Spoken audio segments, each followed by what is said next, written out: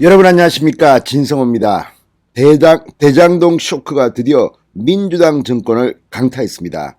이재명, 문재인, 민주당의 지지율이 폭락했습니다. 그리고 윤석열과 국민의힘 지지율은 반등했습니다.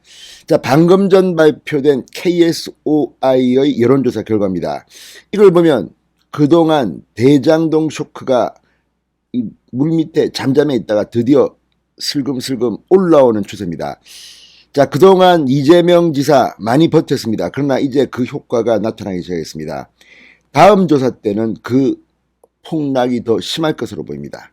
무엇보다 이게 이재명에게만 국한된 게 아니라 문재인 대통령의 지지율에도 영향을 주고 있습니다. 문재인 대통령은 30%대로 다시 급락했습니다. 민주당 이재명 20%대로 떨어졌습니다. 반면 윤석열 국민의힘은 반등했습니다. 진성호의 직설 시작합니다.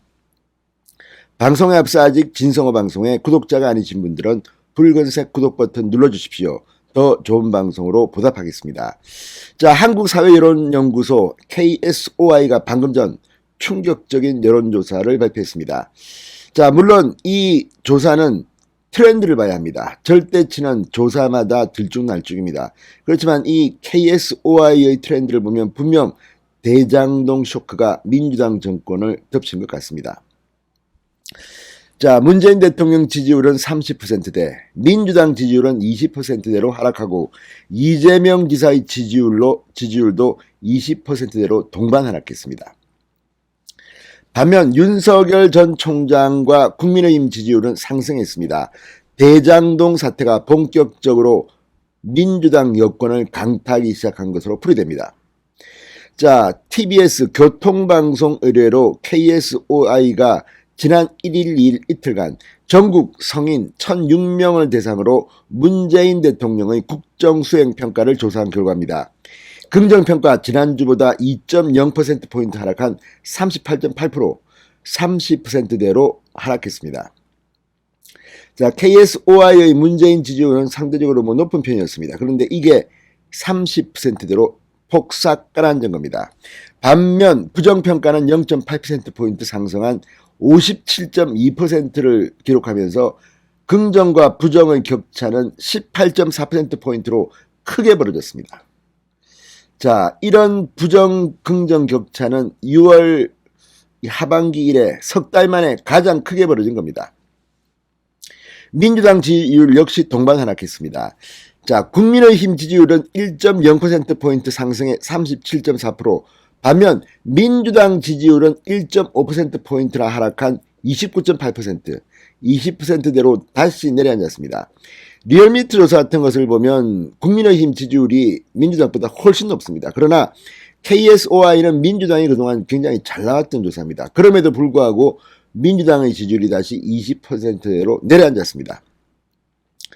이어서 국민의당 7.2%, 열린민주당 6.2%, 정의당 4.1% 순이었습니다. 지지정당이 없거나 모른다는 응답은 12.9%였습니다. 이재명 지사의 지지율도 함께 내려앉았습니다.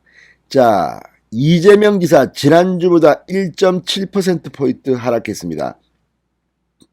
반면 윤석열 전 총장은 0.9%포인트 상승하면서 격차가 0.3%포인트로 초접전으로 좁혀졌습니다. 이재명 28.3%, 윤석열 28.0%입니다. 자, 이재명은 30%대에서 20%대로 내려앉았고 윤석열은 반등하면서 격차가 0.3%니까 이건 거의 같다고 보면 됩니다. 자, 이어 홍준표 16.7, 이낙연 11.9, 홍준표 후보는 0.1%포인트 올랐으니까 거의 똑같고 이낙연은 0.6%포인트 하락했습니다.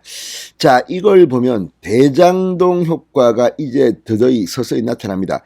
그리고 윤석열 전 총장의 이 상승세는 이제 시작될 것으로 보입니다. 2030과 이 보수 지지층을 중심으로 반등 기미를 보입니다. 특히 TV 토론을 할수록 조금씩 이 반응이 좋아지고 있습니다. 반면 이재명은 앞으로 폭락할 것만 남았습니다. 자, 이재명이 성남시장 시절 이 성남도시개발공사 사장 직무대리로 임명했던 유동규 결국 구속됐습니다. 그리고 구속 사유를 보면 이재명도 언제까지 버틸지는 아무도 모릅니다. 이재명이 흔들리고 있습니다.